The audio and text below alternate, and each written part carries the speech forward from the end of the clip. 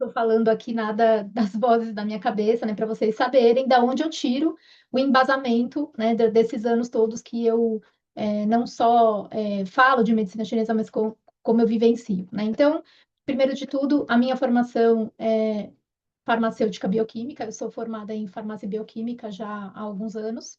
Eu trabalhei e trabalho com estudos de novos medicamentos, então daí vem um pouco da minha face Gucci Raquel, só vai entender essa piada quem tiver a par aí dos anos 90. Quem for muito novinho não vai entender, mas enfim, eu trabalho também com estudos de novos medicamentos e eu entrei aí na medicina chinesa faz já alguns anos e eu tenho algumas áreas onde eu atuo. Então, eu atendo no consultório, né, como terapeuta, daí vem muito a minha vivência. Eu dou aulas de farmacologia, dietoterapia e tratamento numa escola que vocês devem conhecer. Quem não conhece é a ProSalos Vitalis, eu comecei lá, estudei lá. Eu tive uma vivência também que eu acho importante falar que eu tive uma vivência lá na China, em 2019, em Pequim, e também trabalho com supervisão de casos. Então, eu montei aí um grupinho de mentorados e já há alguns anos eu venho fazendo supervisão de casos, que é da onde também vem bastante essa minha vivência de observação e de mergulhar em casos e colecionar informações. Então, é isso que eu uso muito de referência aqui para falar para vocês de farmacologia. A proposta dessa conversa, dessa live, né? Eu fiz a chamada dessa live foi, né? Quem aqui de vocês já abriu um catálogo de fórmulas e pensou, meu Deus, por onde eu começo? Né? Tenho certeza que a maioria. Por quê? Porque, gente, vamos pensar uma coisa, né? A gente tem várias barreiras aí na farmacologia chinesa. Primeira delas é a língua, né? Então, eu tenho certeza que se, mesmo um catálogo muito reduzido, quando vocês batem o olho no nome das fórmulas, isso já causa uma certa dissonância, né? Isso já causa uma certa barreira. E a outra questão é que vamos fazer aqui né, vamos fundamentar uma coisa aqui, né, de que assim a farmacologia em si é uma ciência muito antiga, né? Então, mesmo muito antes da medicina chinesa existir de forma organizada, de terem se estabelecido a base teórica da medicina chinesa, ou seja, até coloquei aqui muito antes de Cristo, né? As pessoas elas já observavam que determinadas plantas faziam determinadas coisas, né? Então a gente tem aquela observação que alguém um dia usou uma raiz e falou: ah, essa raiz esquenta. Alguém um dia fez um chá de uma casca e falou: nossa, essa casca ela para a diarreia. Alguém um dia colocou uma folhinha aí numa infusão e falou: ah, essa folha calma. Então, essa observação é praticamente a origem de toda a medicina tradicional do mundo, né, do mundo todo, seja no Ocidente ou seja no Oriente. A coisa é que na China isso já acontecia há mais de 3.000 anos, né? Então, eles, antes mesmo, provavelmente antes mesmo de haver registros escritos. Então, a farmacologia em si é uma ciência muito antiga. E a coisa é que dentro da medicina chinesa, ela existe, ela faz um papel, ela tem um papel muito de destaque, né? Então, outra coisa também que a gente tem que colocar aqui é que, assim, aqui no Ocidente, a gente tem alguns paradigmas, né? Então, aqui, por exemplo, é muito comum a maioria das pessoas acharem que medicina chinesa é só acupuntura, né? E não é. A medicina chinesa é uma caixa imensa de ferramentas, algumas ferramentas mais antigas, algumas mais recentes, mas a farmacologia chinesa, com certeza, é uma das ferramentas de destaque. E que ela, inclusive, se diferencia no modo em que ela é aprendida, né? A gente vai falar bastante sobre isso no decorrer dessa conversa, né, que a gente vai ter. Colocando aqui só uma linha do tempo bem simples, só para vocês entenderem um pouco do que eu estou falando, se a gente colocasse isso numa linha do tempo, a gente veria, né, que o uso experimental das ervas, ele data de mais de 3.000 anos. E em mais ou menos 200 antes de Cristo, a gente teve uma organização da teoria, das bases teóricas da medicina chinesa, a partir do Huan Ti Nei Qin, que é o clássico do Imperador Amarelo, né? No século I, II depois de Cristo, a gente teve uma primeira grande matéria médica de ervas, né? Então, para quem não sabe o que é uma matéria médica, foi um compêndio, né? Um dicionário de ervas, onde os médicos eles classificaram ervas com relação a efeito, com relação a características, que é o que se chama de Shen Nung Pen Cao Tin.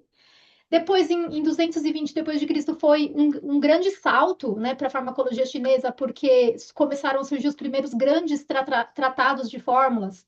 E um destaque muito grande foi um médico chamado Tian Chun-Tin, né? Até, inclusive, eu vi que a Taimin estava divulgando uma live aí com uma pessoa que ia falar desse médico, esse Tian Chun-Tin. Ele realmente é um cara que foi um merece realmente a imortalidade, né, dentro da medicina chinesa. Ele fez dois compêndios, um que chama Shan Han Lun e o Qin Yaolue, né? E aí, nos séculos seguintes, a gente teve o desenvolvimento de centenas de novas fórmulas, né? Então, muitas fórmulas são criadas e compiladas até hoje, tá? Então, gente, então vocês imaginam o que, que é um conhecimento dessa idade documentado, né? Então, se a gente fosse colocar uma pergunta assim, quantas fórmulas existem, afinal de contas? Se a gente está perguntando, né, por onde eu começo, né? Quantas fórmulas existem, afinal de contas? Olha, depende do compêndio, mas só para vocês terem uma ideia, esse Shan Handun, por exemplo, ele tem mais ou menos 113 fórmulas. Esse compêndio que eu acabei de citar, que o Tian Chun-Tin, que é do Tian Chun-Tin, ele tem 262 fórmulas, algumas que se sobrepõem ao primeiro compêndio. A gente tem, assim, tem alguns compêndios até modernos, né, compêndios atuais, eles costumam reunir de 600 a mais de 1.000 fórmulas. Tá? E os compêndios mais modernos, eles vão reunir aí por exemplo, se vocês pegarem a farmacopeia que a Timing usa, a farmacopeia que eu acho que foi atualizada agora, acho que é de 5 em 5 anos que ela é atualizada, hoje em dia tem fórmulas muito modernas que usam até óleos essenciais junto. Então, assim, você imagina, se eu fosse estudar farmacologia chinesa dependendo de catálogo, assim, dependendo de compêndio, dependendo de memorizar as coisas, assim, sem um método, sem um raciocínio, a gente ia morrer louco e não ia chegar em lugar nenhum, né? Então, vamos começar por outro lado, né? O que que eu quero convidar vocês aqui? A gente fez aqui um form, né? Uma pesquisa que eu pedi para vocês responderem. Muito obrigado para quem respondeu. Tivemos aí metade dos inscritos respondendo. E nesse formulário, eu fiz uma pergunta, né? Eu perguntei qual é a sua maior dificuldade com fórmulas chinesas, tá? Então, a gente teve três respostas campeãs, que na verdade não foram três, foram quatro.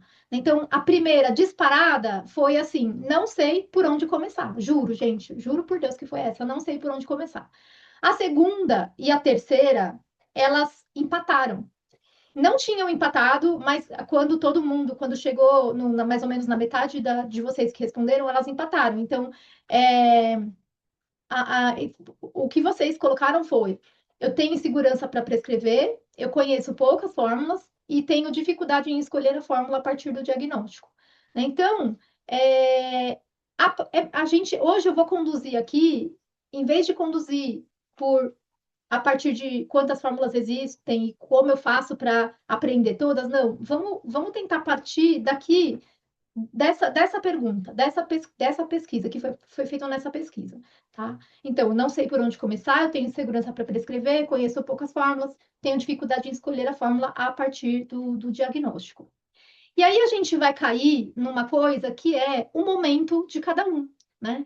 Porque eu tenho certeza que aqui eu estou falando com diferentes públicos, então eu estou falando com pessoas que nunca estudaram fórmulas, isso também porque eu estava na pesquisa, então tem pessoas que nunca se aprofundaram em fórmulas, tem pessoas que já estudam MTC, então já tem uma base, tem pessoas que já atendem pacientes, então já tem a vivência do consultório, já tem a vivência do diagnóstico, já tem a vivência do tratamento, e tem pessoas que elas já conhecem algumas fórmulas, então ela tem alguma base dentro da farmacologia chinesa, tá?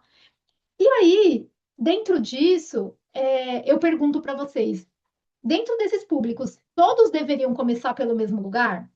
Porque se eu der o mesmo conselho para esses quatro tipos de públicos, eu vou errar para pelo menos, eu vou errar para três, certo? Eu vou errar para três de vocês. Por quê? Porque o meu ponto aqui é que o melhor ponto de partida neste assunto depende muito de onde você está hoje. Eu não tenho como dar uma resposta única para todos os públicos. O melhor ponto de partida, ele depende de onde você está hoje. Mas uma coisa que eu garanto para vocês, uma coisa que eu tenho bastante confiança em dizer, o maior erro, né, que qualquer um desses quatro públicos pode cometer é começar estudando pelas fórmulas. Mas como assim? É assim, gente. Aqui no Ocidente, a gente tem um padrão de pensamento na na medicina, né, que a gente começa pela doença, tá? Então a gente começa a aprender o tratamento das coisas pela doença. E a partir da doença, a gente chega no remédio.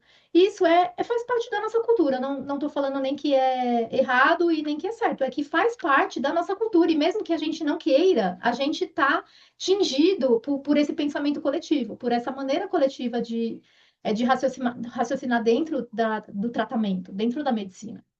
Só que já no pensamento e na cultura oriental, né, na qual se inclui a medicina chinesa, existe um outro caminho, né, que é seguido. Primeiro, a gente vai identificar uma pessoa, a gente vai investigar essa pessoa, investigar bastante, o máximo que puder, até a gente chegar no padrão de sintomas. Então, para a gente, o sintoma, o relato da pessoa importa muito. Depois a gente vai fazer um quebra-cabeça com esse padrão de sintomas e a gente vai chegar numa estratégia terapêutica. E a partir dessa estratégia terapêutica é que a gente vai chegar numa fórmula. Calma, como assim? Ó, vou dar um exemplo para deixar aqui mais claro. Esse exemplo eu tirei, foi uma postagem que eu fiz há muito tempo, acho que tem uns 2 anos que eu fiz essa postagem, mas ela caiu como uma luva aqui nesse ponto, né, da conversa. Então, eu vou usar aqui um estudo, que vejam bem, ó, eu tirei esse estudo de uma revista científica, né, do Journal of Traditional Chinese Medicine. Nesse estudo, qual que foi a intenção? A intenção era comparar a visão oriental e ocidental da dor do estômago ilustrada por estudos clínicos. Então, nesse estudo aqui, um médico ocidental, ele diagnosticou 6 pacientes com dor de estômago e como diagnosticou essa dor de estômago como úlcera gástrica, a partir de exames, né? Então, ele usou a endoscopia, ou raio-x do trato gastrointestinal, para fazer esse diagnóstico de úlcera. Do ponto de vista do médico ocidental, esses 6 pacientes, eles sofriam do mesmo distúrbio. Qual que era? A úlcera gástrica. Então, a conduta, provavelmente, se ela tem um mesmo distúrbio, a conduta vai ser, todo mundo sabe aqui, né? A gente tem úlcera e tem gastrite, normalmente, tem um padrão clássico de tratamento, né? Que são os prazóis, né? Digamos assim. Aí, esse médico ocidental, ele envia os 6 pacientes para um médico chinês, para esse médico chinês avaliar. E aí, esse médico chinês, ele faz os seguintes achados. Então, no paciente 1, ele encontra uma dor de estômago que piora na palpação, melhora com compressas frias. Ele observa que o paciente é robusto, tem a pele vermelha, tem o intestino preso, tem urina amarela escura, né? Ou seja, uma urina concentrada. A língua é vermelha, tem saburra amarela e pegajosa, o pulso é cheio e encorda. Quem está aí familiarizado já com os conceitos da medicina chinesa consegue bater o olho nessa descrição e ver, né, que esse paciente tem calor. Então, esse médico, ele faz um diagnóstico desse paciente como tendo dor de estômago por umidade e calor afetando o baço. No segundo paciente, esse médico chinês, ele enxerga uma pessoa magra, pálida, com as bochechas rosadas, ou seja, com o que a gente chama de rubor malar, que está constantemente com sede, as mãos suam, uma tendência ao intestino preso e insônia, parece nervosa, inquieta, incapaz de relaxar, reclama de se sentir pressionada, refere tá o tempo todo em movimento, não consegue manter um relacionamento estável. A língua dela é seca, vermelha e sem saburra. O pulso é fino, um pouco rápido. Então, para quem está aí familiarizado, já está vendo aqui que esse paciente ele tem sinais clássicos de deficiência de yin. Então, esse médico chinês olha e vê uma dor de estômago por deficiência de yin. No terceiro paciente, ele vê uma dor que alivia com massagem e calor, que é sentida como um desconforto leve, mas um desconforto persistente, né? Que a gente chama de desconforto surdo, é que ele está ali o tempo todo, sente alívio temporário quando come, não gosta do frio, tem um rosto pálido e é sonolento. A urina é clara, a micção frequente, parece tímido, com medo, incapaz de olhar o médico nos olhos. A língua é úmida e pálida, o pulso vazio. Então, esse médico chinês, ele faz o diagnóstico desse paciente como tendo dor de estômago por frio, por deficiência de yang afetando o baço. É o típico frio no dial médio, frio no aquecedor médio, tá? No quarto paciente, o quarto paciente ele se queixa de cólica muito forte, a compressa quente alivia a dor, mas massagear o abdômen piora. Ele tem um rosto pálido brilhante, uma tendência a fezes moles. Ele tem 40 anos e compareceu à consulta com a mãe, com quem ainda mora. A língua tem saburra grossa, branca e úmida. O pulso está apertado, escorregadio. E esses sinais, eles levam para o médico chinês a fazer um diagnóstico de dor de estômago por frio e umidade que afeta o baço estômago, né? Que, na verdade, é uma outra faceta do frio aí no aquecedor médio. No quinto paciente, ele vê que esse paciente ele apresenta muitos arrotos, azedos, dor de cabeça, a dor é aguda, melhora com massagem no abdômen, mas calor e frio não tem efeito. É um paciente muito temperamental, que o fator emocional, principalmente a raiva, precipita os ataques de dor. Se sente frustrada e presa em muitas atividades de sua vida. Durante a discussão, ela diz que o marido está distante e desapegado. E por estranho que pareça, a língua está normal, mas o pulso está em corda. Então, o paciente, o médico chinês, ele olha e vê uma dor de estômago por desarmonia de fígado baço. Talvez essa daqui seja a mais familiar para vocês, né? Porque é o que mais a gente vê por aí. E por fim, né, no sexto paciente, o médico chinês vê que tem uma dor severa e aguda no estômago, que às vezes atinge as costas. A dor piora muito depois de comer e ao toque. Tem episódios de sangue no vômito e nas fezes. Um paciente muito magro, pele escura, seus olhos percorrem desconfiadamente a sala, como se para detectar uma ameaça oculta. Tem histórico de abuso físico como prisioneiro político, a língua é roxa, escura e tem erupções vermelhas nas laterais. E tem o pulso rápido. O médico olha e faz um diagnóstico de uma dor de estômago por estagnação de sangue.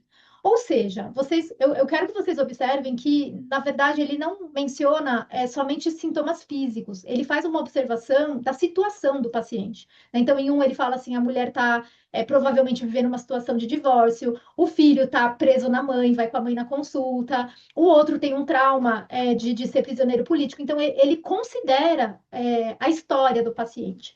Então, a conclusão dessa historinha que esse estudo científico trouxe para a gente, é que o médico chinês ele distingue 6 padrões de desarmonia no que a medicina ocidental percebe como uma doença. Então, a medicina ocidental ela percebe uma gastrite ou uma úlcera gástrica. Na medicina chinesa, ele descreve 6 padrões de desarmonia que podem estar causando essa dor de estômago. Então, cada padrão de desarmonia pede um tratamento.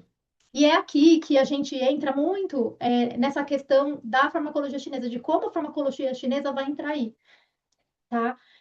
Por quê? Porque se eu pego um catálogo para procurar uma fórmula para cada padrão de desarmonia, ou para cada doença, isso vai complicar demais o meu aprendizado e o meu entendimento das coisas e também vai complicar, pode atrasar o tratamento, né? Então, antes disso, antes de eu ir para o catálogo, procurar uma fórmula, eu tenho que ter um mapa, né? Então, para a medicina chinesa, a gente tem um mapa que nos direciona para escolher uma fórmula. E esse mapa, ele começa lá no sintoma, né? Então, eu preciso valorizar o que o paciente está trazendo de sintoma para fazer um quebra-cabeça, chegar num padrão de desarmonia, a partir desse padrão, montar uma estratégia terapêutica. O momento que eu tenho a estratégia, eu vou lá na família de fórmulas e aí sim eu vou escolher uma fórmula específica, né? Então eu falo que assim, muita gente começa por essa fórmula específica, porque aqui no Ocidente a gente tem um hábito muito enraizado de falar assim, para tal doença, qual fórmula eu uso? Para tal condição, qual fórmula eu uso? Só que a gente está partindo de um diagnóstico ocidental. né? Então, esse raciocínio, na verdade, começa no sintoma. Ele começa no que o paciente está trazendo de desconforto. Por isso que é tão importante a gente valorizar o que que o paciente está trazendo como queixa principal, tá? Eu já tive, assim, vários casos no consultório que a mãe quer que a filha venha por causa de uma coisa X, e quando a filha chega, eu pergunto qual é a sua queixa principal? Ela fala, é uma coisa Y, entende? Então, assim, nem sempre você tem que valorizar o que que o paciente está trazendo de desconforto. Então, eu vou fazer aqui, gente, uma viagem, uma viagem por esse conceito do padrão de desarmonia, para vocês entenderem como o padrão de desarmonia é quem direciona a gente para entender como é que eu começo a estudar a farmacologia chinesa. Então, o que que é um padrão de desarmonia? O que que a medicina chinesa chama de padrão de desarmonia? Normalmente, na avaliação de casos clínicos, a gente tem uma tendência natural, principalmente quando a gente está começando, de analisar cada sintoma isolado e relacionar cada sintoma isolado com a sua correspondente disfunção. Isso é muito comum quando você está começando a estudar, quando você está aprendendo, quando você está aprendendo as síndromes, a gente tem essa tendência natural. Só que fazendo dessa forma, a gente chega no final da avaliação com várias síndromes listadas só que confuso com qual exatamente é a síndrome raiz da queixa. E eu vou provar que isso é verdade, porque eu coloquei perguntas no form e eu recebi várias respostas falando em cima disso.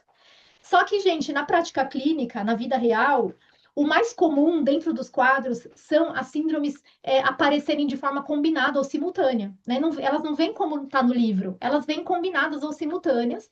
E ao longo de todos esses anos aí, foi se criando o que eles chamam de, se estabelece um padrão. Então é muito comum que certos sintomas eles se combinem em padrão. E é isso, e essas combinações elas vão se referir a padrões que envolvem pelo menos dois órgãos e vísceras, né? Dois danfus. Então é isso que a gente chama de padrão de desarmonia. Então, quer ver como vocês sabem? Então, por exemplo, uma deficiência do tito baço com sangue de coração é um padrão de desarmonia. Uma desarmonia fígado-baço é um padrão de desarmonia. Uma deficiência de rim e coração, né? Ou seja, uma desarmonia rim-coração é um padrão de desarmonia, tá? Então, o padrão de desarmonia, ele vai ser o que vai estar presente na vida real, né? Então, não adianta eu ficar memorizando e batendo muito na tecla de memorizar ou de aprender só as síndromes isoladas. Eu preciso entender como é que eu monto esse quebra-cabeça, tá? E aí a gente vai ter Tati, que falar.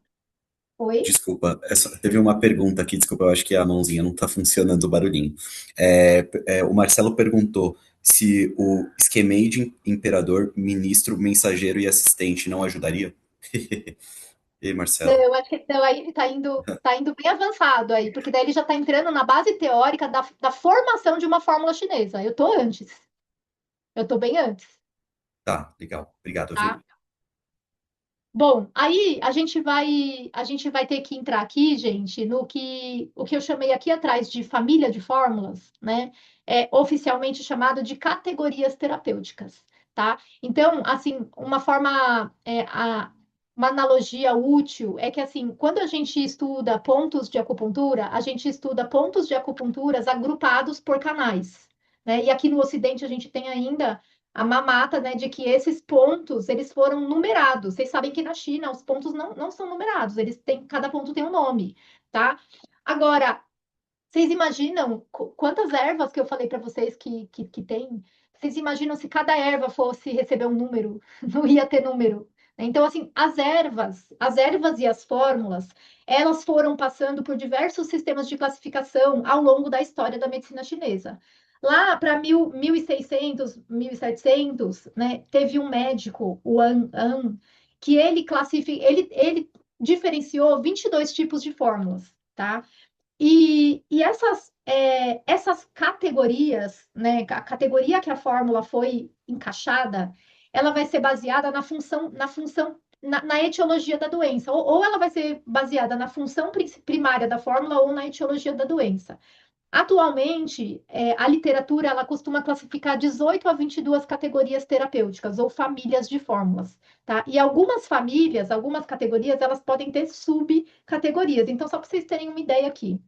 Por exemplo, a gente tem aqui, ó, no esquema de 22 categorias, né? Então, a gente tem as fórmulas que liberam a superfície, as laxativas, as harmonizantes, as que liberam o exterior e o interior. Vamos pegar umas mais comuns aqui, as tônicas, as que acalmam o espírito, a, as que aliviam a secura. Então, assim, eu tenho as digestivas, né? Então, ao longo desse tempo todo, tanto as ervas quanto as fórmulas, elas foram sendo classificadas em categorias. A gente tem aqui, ó, o sistema que classifica em 18 categorias, ou seja, que agrupou algumas delas, alguma dessas 22. E aí, por que que eu estou falando disso? Porque a categoria, ela vai ser um mapa para mim, junto da escolha de fórmula, junto com a síndrome que eu estou olhando. Né? Então, aqui eu tenho três camadas aqui nesse slide. Então, o que que eu tenho? Eu tenho a categoria da erva ou da fórmula, né, que me define a função primária da fórmula ou a etiologia da doença. Eu tenho a etiologia, a síndrome e o padrão de desarmonia, né? Os três aqui combinados, por quê? Porque a etiologia é o fator que leva o desenvolvimento da doença, ou seja, é a causa da doença. A síndrome é o padrão de sintomas que essa causa provoca, tá? E o padrão de desarmonia são as síndromes combinadas. Então, a partir disso aqui, eu vou chegar numa família de fórmula, numa categoria. Quer ver? Eu vou mostrar para vocês. Por exemplo, eu tenho aqui uma deficiência de Ti, certo? Eu tenho uma síndrome, uma deficiência de Ti. Para tratar essa deficiência de Ti, eu preciso olhar para uma família de fórmulas que atue numa hipofunção, numa incapacidade funcional dos órgãos e vísceras, que é isso que é uma deficiência de Ti, certo?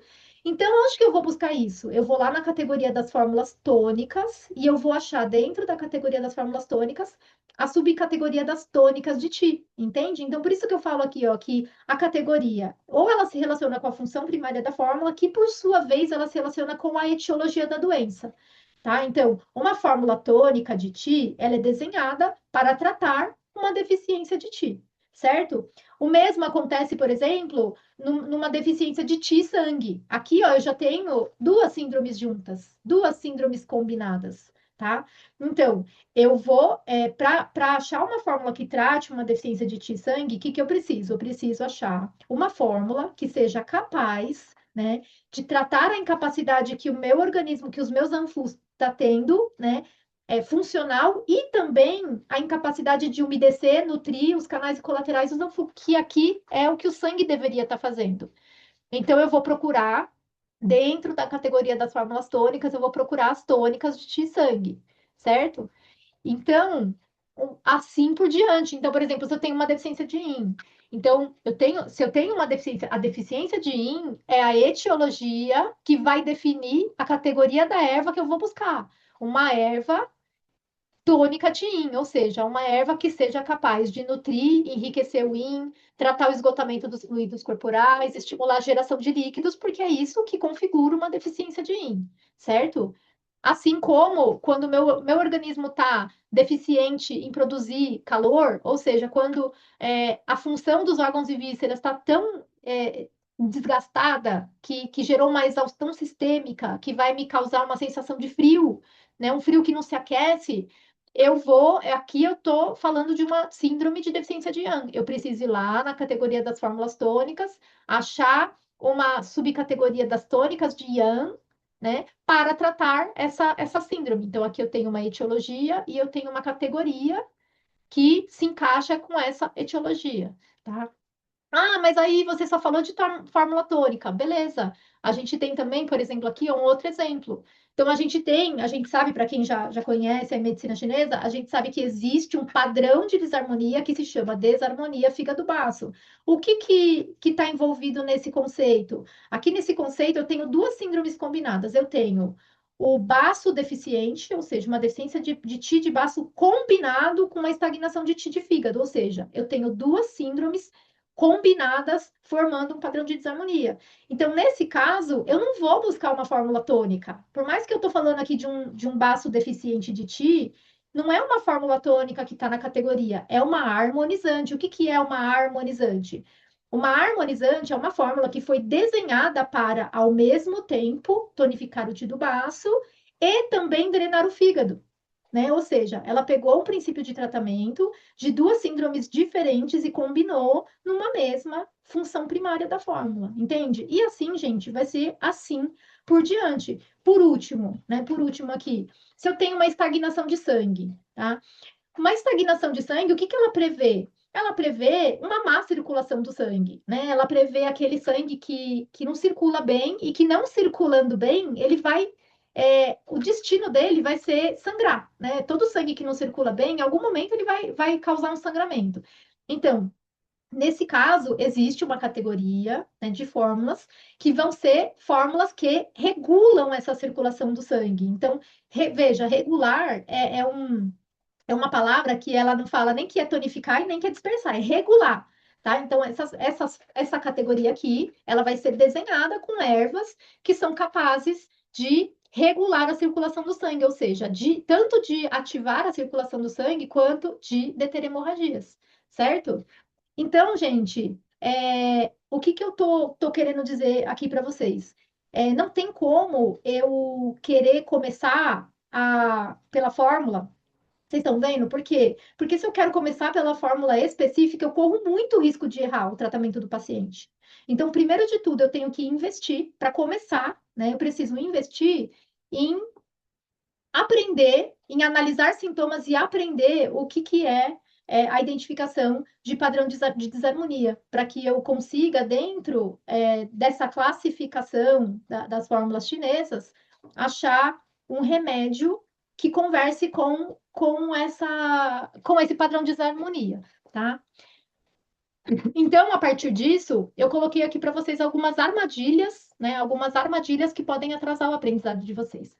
Então, a primeira delas é começar decorando fórmulas. Isso não funciona. Por quê? Porque cada paciente, gente, é muito individual. Cada paciente é um universo. O paciente ele pode até ter o mesmo padrão de desarmonia e mesmo assim, dentro das fórmulas, ter um direcionamento diferente para alguns caminhos que a síndrome dele vai, tá? O maior exemplo disso é a categoria das tônicas de Ti. Então, assim, dentro das categorias das fórmulas tônicas de Ti, eu tenho diversas fórmulas que fazem coisas diferentes, tá? E a segunda armadilha que eu coloquei aqui foi escolher pela doença, né? Escolher pelo diagnóstico ocidental. Por quê, gente?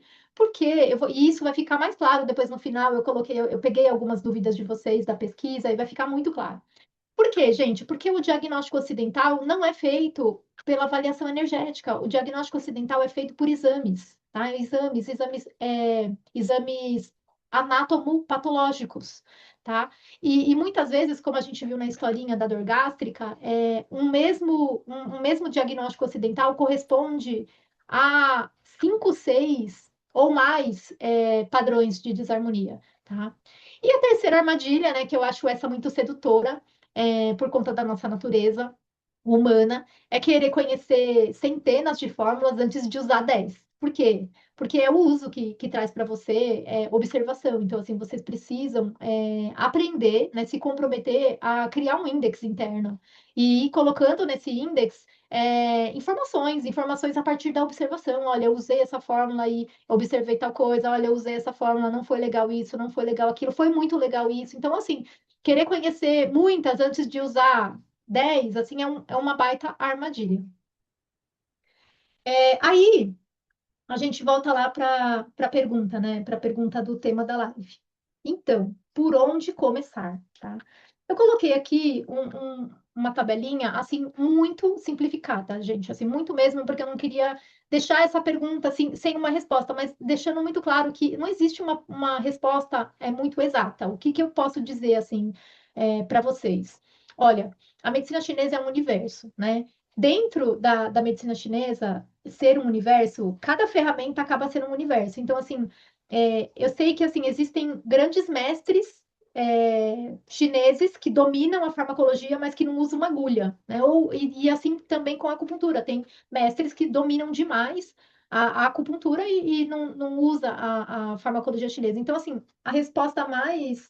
é, a resposta mais longa, assim, para isso olha, isso é um estudo que dura uma vida, tá? Quanto mais você estuda, mais você estuda, mais você estuda, mais você vê que tem coisa para aprender, tá?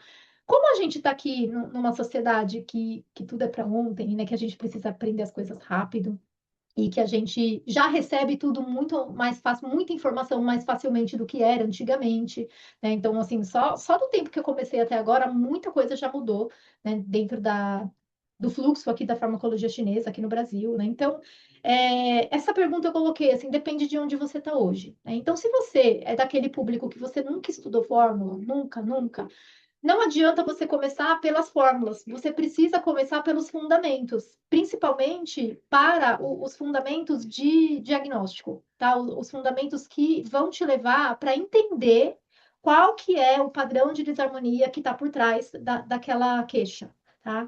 E aí, eu acredito que investindo no estudo dos fundamentos, você possa pegar aí umas poucas fórmulas, umas fórmulas essenciais, a gente sempre tem as essenciais, as mais usadas, as mais antigas, as mais presentes, as que tratam questões mais amplas, né?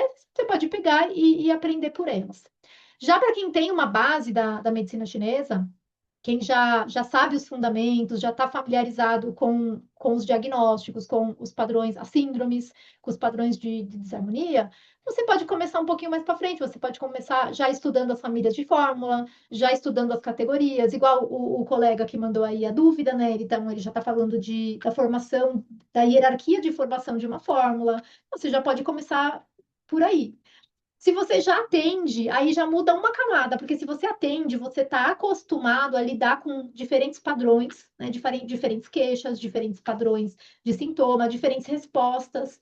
E aí você já começa a poder começar de um momento onde você já começa a comparar fórmulas parecidas, entende? Você pega aí dois pacientes, os dois têm deficiência do tiro baço, mas aí você já olha que tem nuances diferentes no caso deles. Então, para um, você passa uma fórmula, para outro você passa uma fórmula tônica de ti, para outra você passa outra, e você vai comparando fórmulas parecidas e revisando casos.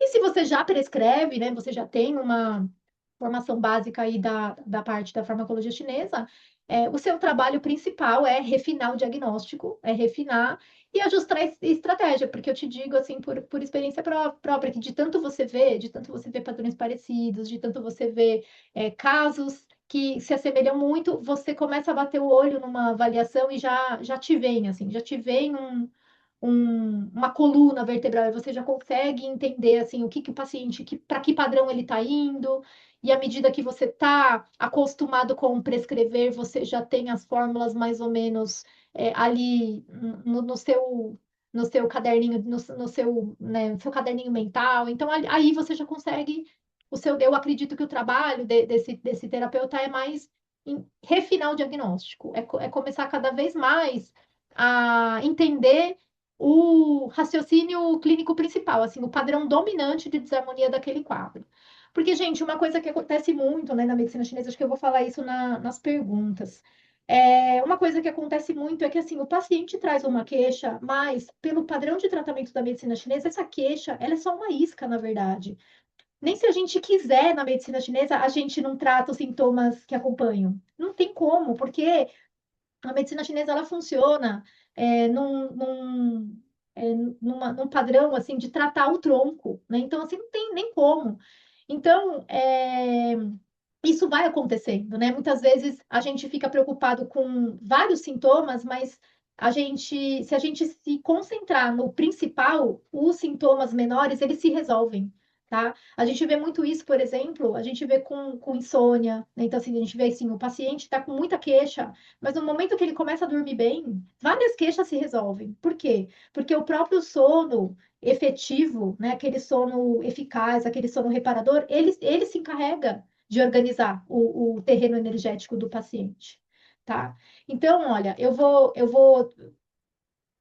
voltar insistir aqui no mapa, né? Então, eu vou voltar aqui e insistir de que comece por esse mapa aqui, não comece pela fórmula, não comece assim olhando, essa fórmula trata XYZ diagnósticos ocidentais. Não, comece nesse mapinha que começa lá no sintoma, tá? Valoriza o sintoma, começa a entender o que esse sintoma está te contando, né? A gente só consegue consertar uma coisa quando a gente sabe como ela funciona. Então, se a gente não se dedica a aprender igual mecânico, por que que mecânico sabe consertar carro? Porque ele só sabe o que está quebrado, porque ele sabe como que funciona certo. Né? Isso para qualquer área. Então, assim, se você chama uma pessoa para consertar seu computador, ele só vai saber que está quebrado porque ele sabe como que é o jeito certo de consertar. Então, a gente precisa entender, assim, o que que esse sintoma está me contando. Esse sintoma está me contando que o que que está disfuncional, o que que não está funcionando direito, certo? E aí, é, é isso, assim, quem tenta memorizar as fórmulas antes de entender esse caminho todo aqui, vai acabar se perdendo. Mas quem entende esse caminho e gasta um tempo nesse caminho aqui, consegue aprender fórmulas novas pelo resto da vida, porque quando você vê fórmula nova, você vai estar aprendendo em cima de um terreno que já está muito mais pavimentado, certo? Então, esse era, assim, basicamente o que eu tinha para falar para vocês com relação ao centro, assim, ao centro do tema. Eu peguei uma pergunta, a quinta pergunta do meu formulário lá que eu fiz, foi uma pergunta que dizia assim: se eu pudesse responder uma dúvida sua sobre fórmulas chinesas, qual seria? E eu acho que essas perguntas caíram muito bem aqui para exemplificar para vocês tudo que eu quis passar nessa live. Então, por exemplo, olha só, olha essa pergunta aqui, ó. Normalmente, pacientes vêm com muitos sintomas físicos e emocionais. Como elencar prioridades na escolha da erva chinesa? Agora, depois de tudo que a gente falou, vocês conseguem ver que essa pergunta basicamente já foi respondida? Mas olha só, essa pergunta tem até mais de uma camada. Primeiro, essa camada com os muitos sintomas físicos e emocionais.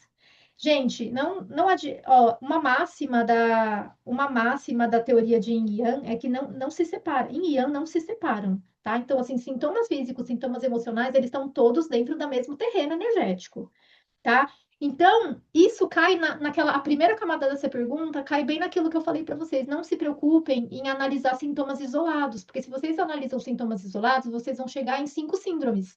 Se vocês chegam em 5 síndromes, vocês vão querer escolher 5 fórmulas, uma para cada síndrome, e isso não funciona assim.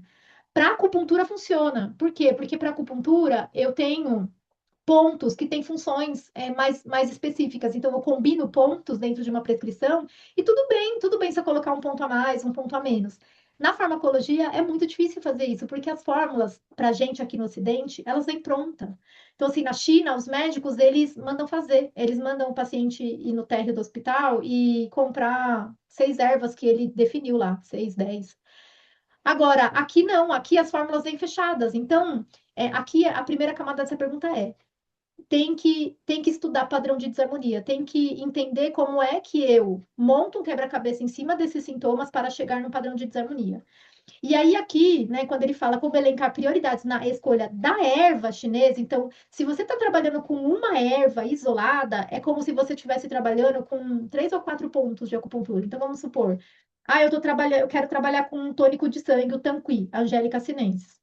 Angélica sinensis é como se você estivesse colocando lá, sei lá, um BP10, um, o BP10 junto com o BP6. Por quê? Porque ela é uma erva muito importante para o sangue, para a circulação do sangue, para revigorar o sangue. Né? Então, assim, quando você está falando de uma erva só, você está afunilando demais o seu princípio terapêutico. Agora, quando a gente está falando de fórmulas chinesas, a gente está falando de sinergia de ervas. Por isso que as fórmulas são desenhadas para tratar padrões mais amplos, certo? Então, essa seria uma pergunta que eu acho que caiu muito bem aqui. Aí, a gente, aqui, ó, como relacionar o diagnóstico à fórmula? Então, entenderam? Então, o diagnóstico eu relaciono com a fórmula a partir do princípio terapêutico. Então, quando eu faço um diagnóstico, deficiência do tido baço e sangue de coração, eu vou buscar uma fórmula que tonifique o tido baço e nutre o sangue do coração. Né? Temos essa fórmula. Então, eu relaciono o diagnóstico à fórmula a partir do princípio terapêutico. Por quê? Porque as fórmulas estão organizadas em categorias que definem o princípio terapêutico delas, tá? Aqui outra, gente. Olha só, esse daqui eu achei muito interessante, porque foram 3 pessoas diferentes que mandaram essa pergunta, ó, que mandaram basicamente a mesma pergunta. Qual o momento certo para prescrever uma fórmula depois do diagnóstico? Qual a melhor estratégia para escolher a fórmula após o diagnóstico? Em que momento eu entro com as fórmulas? essa pergunta aqui é muito, assim, eu quis colocar ela aqui porque não tá tanto dentro da questão mais acadêmica, mas eu acho que isso aqui entra mais na questão de prática clínica, na verdade. Gente, como vocês viram lá no caso que eu apresentei do estudo científico da dor de estômago, gente, cada paciente é um universo. Cada paciente tem um contexto financeiro, cada paciente tem um contexto de vida, cada paciente tem uma sobrecarga diária. Então, avaliar o momento certo para entrar com a fórmula é muito particular. Então, por exemplo, eu posso ter um paciente que eu sei que o carro-chefe para tratar a questão dele é a farmacologia chinesa, mas ele tem mil empecilhos para comprar uma fórmula, para usar uma fórmula. Então, já esse paciente eu vou ter que ver um outro jeito.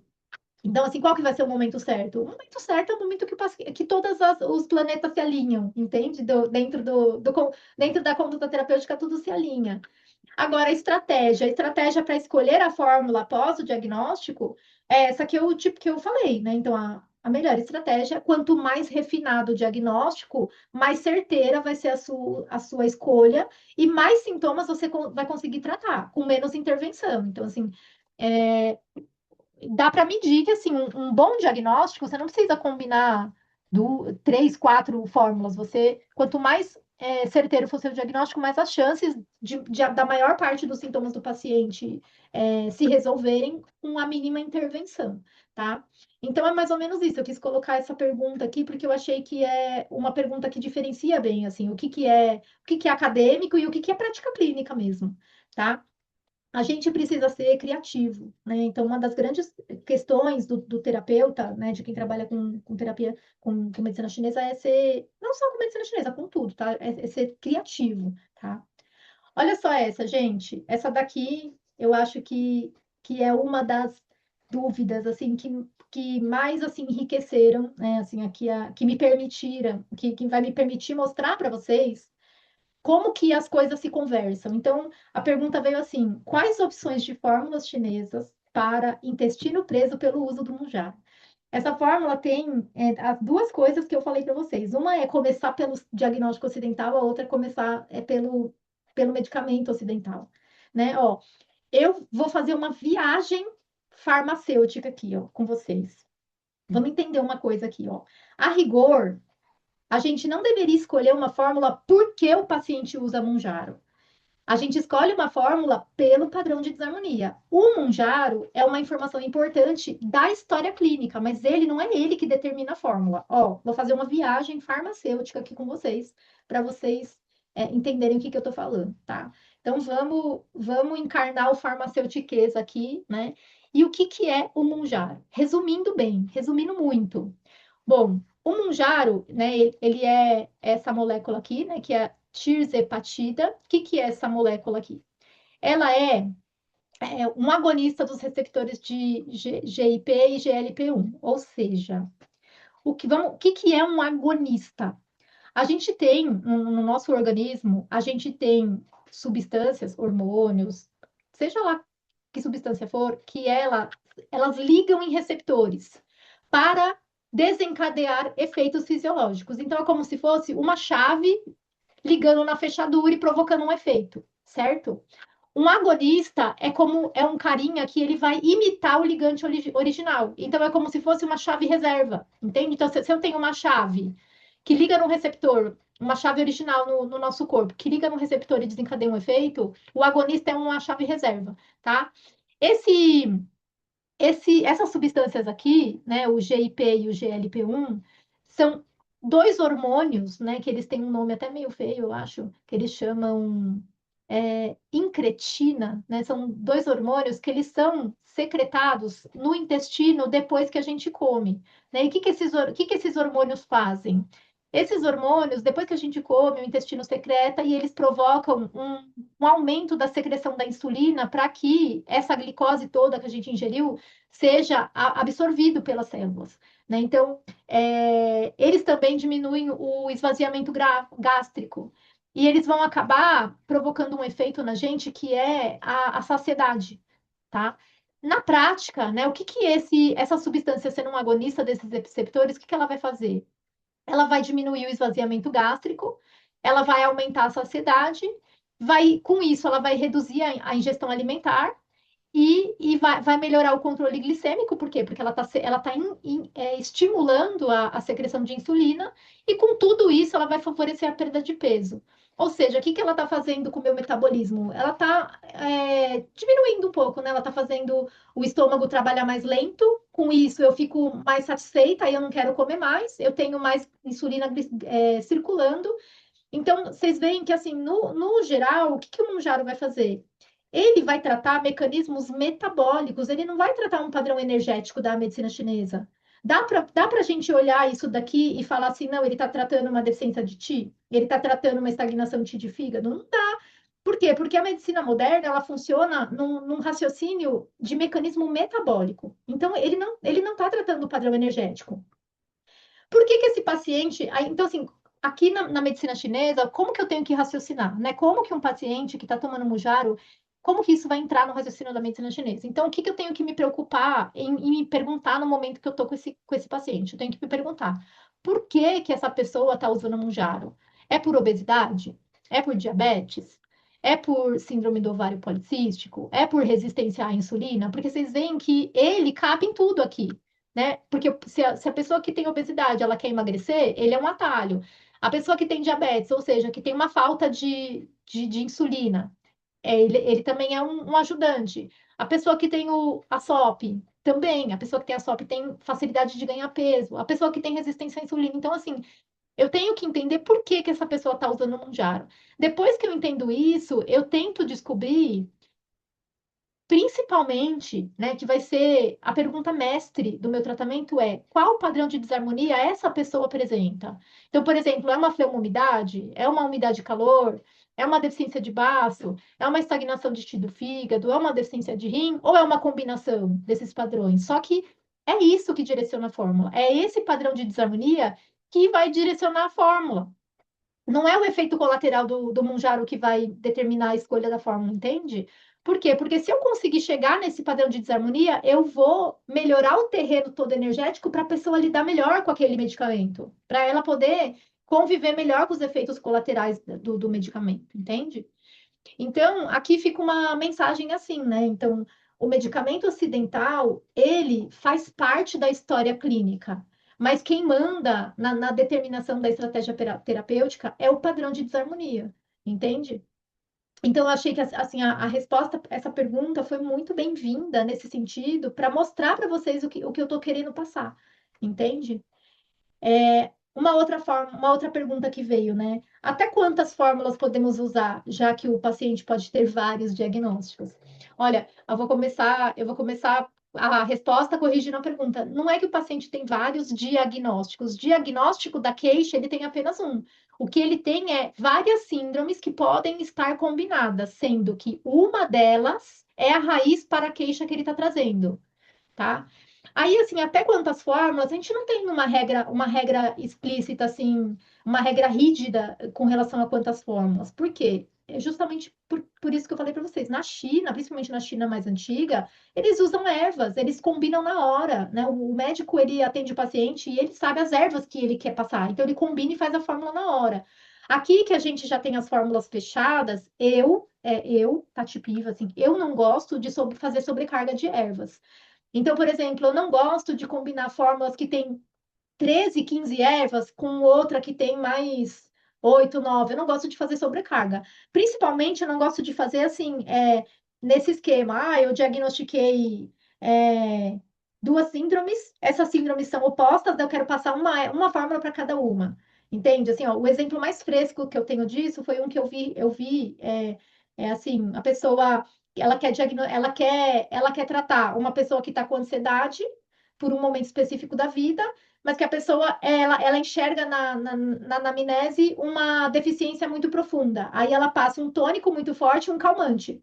Então, assim, isso não combina, porque se coloca no organismo, no lugar do organismo da pessoa, você dá um, você dá um baita estimulante e aí depois você dá um calmante junto. Como é que o organismo processa isso, entende? Então, assim, a combinação de fórmulas é uma coisa que você precisa ter em mente. Quais ervas estão se sobrepondo em cada fórmula para você não fazer overdose de erva. a categoria terapêutica, ver se elas se conversam, tá? Eu não, eu sempre gosto de resolver as coisas com o mínimo de fórmula possível, por vários motivos. Pelo motivo fisiológico, né, que é esse, não fazer sobrecarga no fígado. Gente, o fígado, coitado, é quem metaboliza tudo, tá? Então, não gosto de fazer sobrecarga. E a segunda coisa é não fazer sobrecarga financeira no paciente, que a gente sabe que as fórmulas não são baratas, né? Um tratamento aí de 2, 3 meses com fitoterápico chinês não sai tão barato assim, tá? Sai assim, na relação final, custo-benefício sai, porque o benefício que a gente tem é muito alto, né? Mas assim, eu tento olhar um pouco por essa via. Aí aqui outra pergunta, né? Como escolher entre uma e outra e validar qual a mais adequada, pensando em síndrome e sintomas ocidentais? Então, aí eu acho que eu já respondi essa pergunta, né, com tudo que eu falei. Então, aqui entra muito num campo de comparação de fórmulas. Aí, muitas vezes, você não vai chegar numa resposta, assim, muito clara de qual é a mais adequada. Se são síndromes parecidas, você precisa, é, decidir por uma e confiar e arriscar, tá? E aí, o pensamento em síndrome e sintomas ocidentais é isso aí que eu trouxe aí, usando essa pergunta do Monjaro e que eu trouxe também com os outros exemplos que eu dei, tá?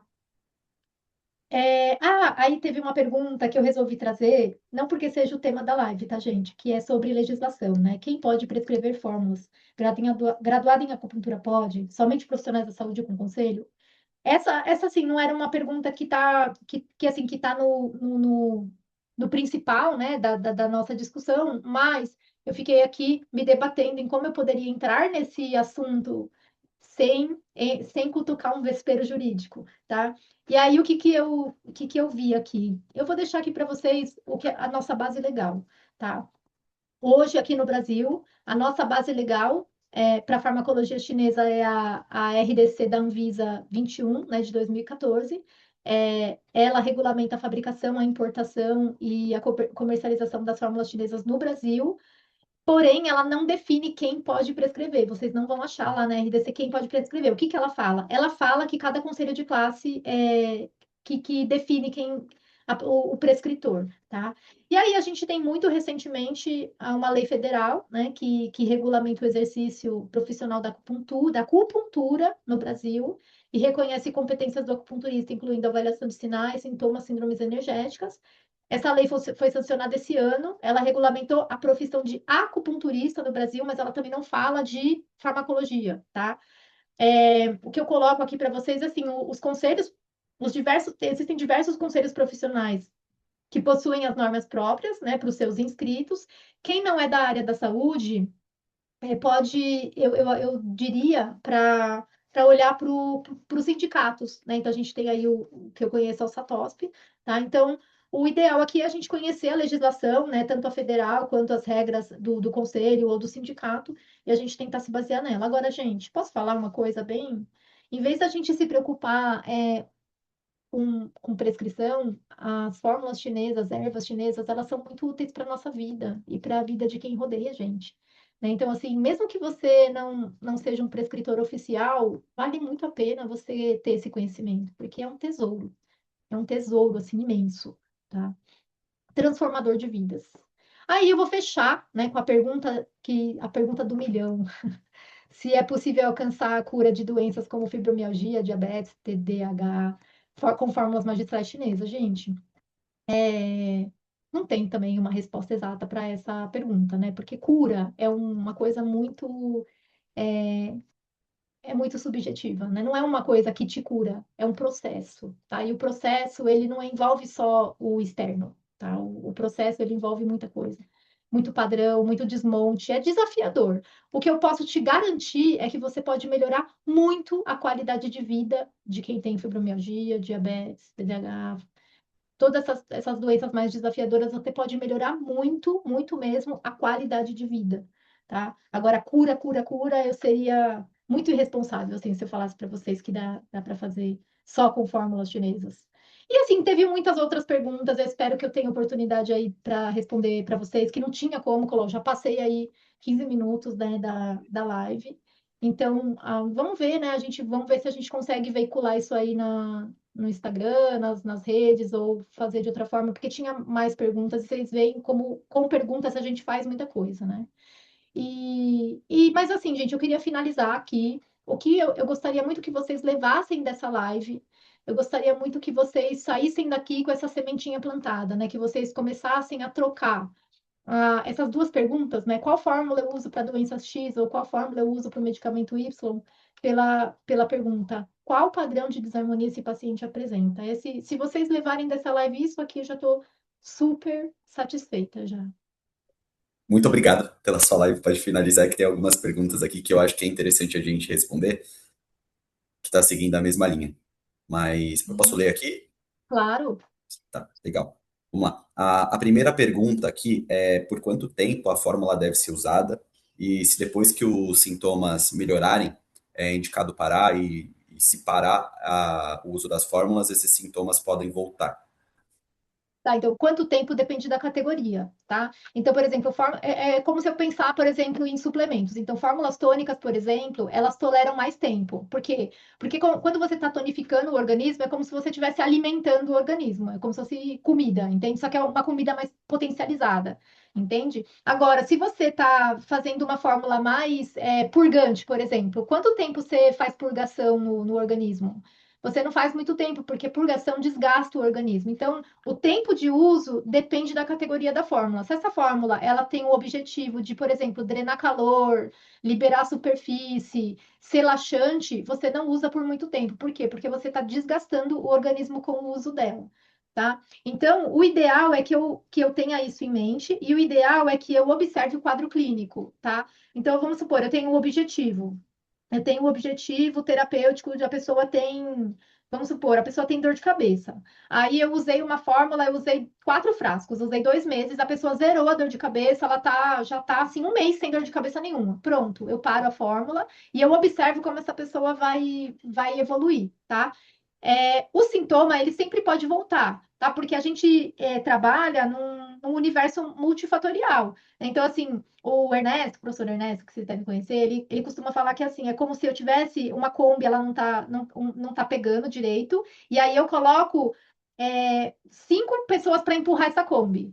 Então, na hora que a Kombi pega, ela vai andar um pouco sozinha. Daqui a pouco, ela vai disfuncionar de novo. Então, eu vou colocando mais gente para empurrar. Então, a gente trabalha em ciclos, tá? Tratamentos, a gente faz ciclos. É sempre assim o quadro clínico do paciente que vai responder. Legal. Tem mais uma aqui do Marcelo, perguntando se o Monjaro não provoca desarmonias. Como tratar ou identificar essas desarmonias? Eu vou tratar a desarmonia original ou tratar a desarmonia causada pelo uso da droga? Então, aí eu acho que essa pergunta ela já está bem respondida lá na parte toda que eu fiz, né, lá do Monjaro, né? Então, assim, é aquilo. Assim, já o fato do paciente estar tomando o Monjaro, ele já tem um terreno energético que está te contando alguma coisa. Aí, em cima desse terreno, vai se somar os efeitos colaterais do remédio, entende? Então, assim, você precisa estudar esse caso bem, e aí você precisa ver o que você consegue fazer para melhorar esse terreno energético, tá? Acho que daí essa dúvida aí já está bem exemplificada lá Legal, no. legal. A Simone ela perguntou aqui como ajudar no desmame de clonazepam. Então, desmame de medicação psicotrópica é uma coisa que tem que ser feita muito em parceria, sabe, com o médico, tá? Porque assim, eu vou te falar porque eu já tive mais de um paciente assim, sabe? É multifatorial também, tá? Assim, depende da resiliência do paciente. Tem paciente que está muito determinado a desmamar, e eu já passei por esses casos. O paciente está muito determinado, ele consegue desmamar. Agora tem alguns pacientes que ele ainda tem, vamos dizer, tem assim uma determinação um pouco enfraquecida. E aí, assim, quando acontece alguma. Porque você jamais vai poder impedir que o paciente passe por desafios na vida dele. Então, depende do quanto o paciente está fincado numa base ali para topar esses atravessamentos, entendeu? Então, assim, um pouco de desconforto tem que tolerar. Não tem mágica, não tem milagre. Então, assim, a melhor maneira de desmamar é você tentar fazer uma parceria com o médico, né? Ou mesmo que o médico não te conheça, o paciente vai te contar, eu tô desmamando. E aí você propõe sessões mais frequentes, 2 vezes por semana. terapia ajuda muito, e aí você foca mesmo em tentar fortalecer o terreno energético ali. Legal. É, Teve uma pergunta sobre a questão para a gente disponibilizar o material para o grupo. Você acha que no decorrer da semana a gente consegue disponibilizar o que foi apresentado? sim, podemos disponibilizar. Bacana, beleza. A Ivone, ela quer perguntar. Ivone, deixa eu tirar o seu. Tá, boa noite. Dá para me ouvir bem? Dá. Ok. Assim, mais do que esse material, eu acho que está muito rico e foi muito bem colocado. O que eu quis dizer também é essas fórmulas aí, por exemplo, eu tenho material das fórmulas, sei lá, da época que eu tive em Beijing, é muito antigo. Então, assim, se você tivesse algum material com essas, né, diante do que você colocou aí mesmo, das 18, né, 18 a 22 categorias, eu não sei, o material mais recente mesmo, sabe, Tati? Aí é um curso, né? Aí é um curso, assim, por exemplo, lá, o curso que eu dou leva 6 meses, aí é muita coisa, né? Não, mas uma listagem, porque eu já tenho assim, um certo conhecimento das síndromes, mas é um material antigo, né? Eu acho que, tanto é que do KIP, do outro que teve aqui, o KIP One, você vê que foi retirado uma das ervas, não é retirado, né? Eles trocaram uma das ervas, né? E é um tipo do ginseng que demora muitos anos para ele desenvolver. Então, colocaram outro ginseng, né? Ah, mas Então, eu isso não sei se. acontece, às vezes muda uma erva ou outra, mas você tem que entender que não muda o conceito, entende? Então, assim, às vezes é muito comum, por exemplo, acho que a Taiminha até faz isso, em fórmulas que no compêndio clássico original usa ginseng, mas usa Danshen, que é mais barato. O Danshen é mais barato, mas ele claro, tem uma diferença energética, mas é pouca, sabe? Então, assim, não muda o principal, não muda a coisa principal da fórmula, entendeu? Eu não tenho como disponibilizar esse material porque é muita coisa, assim, é a estruturação de um curso inteiro. A gente Entendi. aqui, por exemplo, aqui só a Taimin tem 17 fórmulas, né? Então, assim, normalmente os fabricantes, eles têm algum material nesse sentido de orientação, mas não fica preocupada com o seu material é antigo, Ivone. A medicina chinesa é antiga, ela não mudou. Então, assim, a gente tem muita parte disso, porque é um conhecimento muito estável, assim, não tem atualização. Não é igual aqui que uma hora o ovo faz bem, a outra hora o ovo faz mal, aí depois ele faz bem de novo. Não. A medicina chinesa, ela tem um conhecimento milenar documentado e inalterado, tá? Ok. Então, não fique preocupada, não. Aliás, os materiais antigos são muito bons, porque eles preservam, assim, um Sim, conhecimento muito raiz. sim, ok. Muito obrigada. Muito bom, viu? Muito bom mesmo. Eu, eu acho que é até legal a gente pegar esse gancho aqui da Ivone, Tati.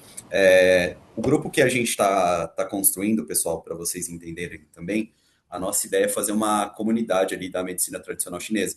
Então, semanalmente, a gente vai publicar artigos que são relevantes também, outros passos sobre a farmacologia.